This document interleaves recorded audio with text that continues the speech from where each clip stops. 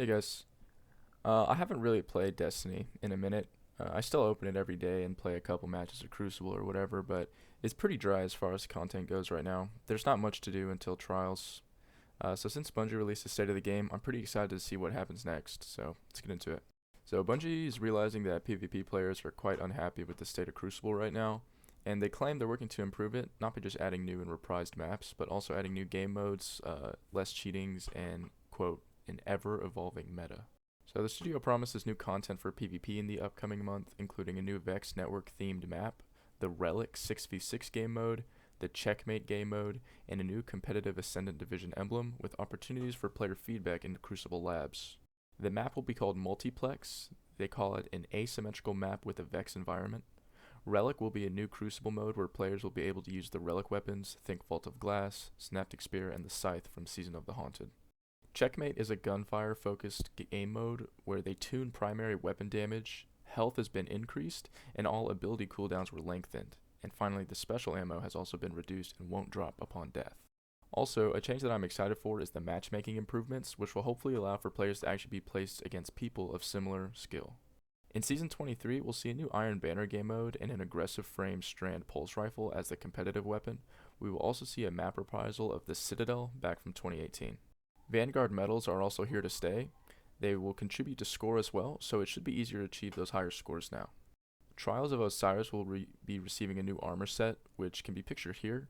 Unfortunately, only the Titan set has been shown, but we should see the rest in a few weeks. In one of the segments here, they talk about cheating and their efforts to stop or slow it. However, it kind of just seems like they're saying, yeah, we're doing it.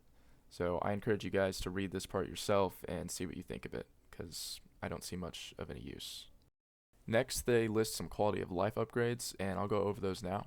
First up is cosmetic favoriting, which means you can pin up to 100 shaders, ornaments, and emotes starting in Season 22. Stasis fragments and aspects will now unlock the same as all the others. You can just buy them with Glimmer from Elsion Europa. Transmit effects will be unlocks, the same as shaders are. And something that I think is interesting is the Wish Ender quest is getting some sort of tracking upgrade. They say no more charged or uncharged discs, so we will have to see where they go with that. There's also going to be a new collections tab showing all resources and upgrade materials and where to get them. Iron Banner will have a challenge split, meaning that the pinnacle and reputation points will be separated. Playlist activities will now rank you up before you hit orbit now instead of after you go to orbit. And we're also going to be seeing 3 new strand aspects: Whirling Maelstrom for Hunter, Banner of War for Titan, and Weave Walk for Warlock, although it hasn't been revealed what these do quite yet. They also mentioned new exotic reworks, didn't say which, and new weapon archetypes and some weapon tuning. Again, they didn't say which. For now, auto rifles, pulse rifles, and hand cannons are getting less variance in the optimal range engagements, and also increasing the average range engagement in Crucible by pulling damage fall-offs of many weapons. Hand cannons are getting a reload speed buff and increased PvE damage. Sword heavy attacks will be usable with any amount of energy above 0, and the guard is getting buffed.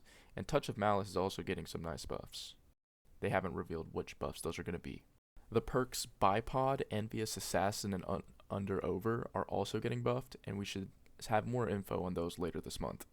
Season 22 should also have some ways to catch up on the story, and Season 23 will finally introduce the in-game LFG mechanic. And remember, there's a ton more details in the full article. These are just some of the main areas that I wanted to point out. I recommend you guys check it out for yourself and let me know what you guys think of these changes. This was just a quick summarization, but anyways, that's pretty much it. Thanks for checking out my video. See ya.